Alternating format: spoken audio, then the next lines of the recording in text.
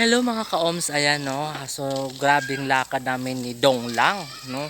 Tanawa, naputol na akong chinilas. Ayan ang chinilas na ako naputol.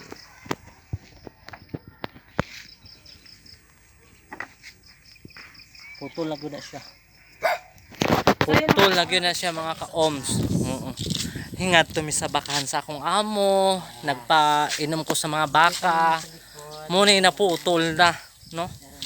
Grabe talaga mga ka-oms. So super ayan. Maganda nang ikaroon kay kuan na siya, hindi na siya init. Okay lang. Sadya kaayo ba? Sadya kay sa bukid, no? Nangadto mi sa bukid tanan. Ayan, uli dami. Oo, lakad dami.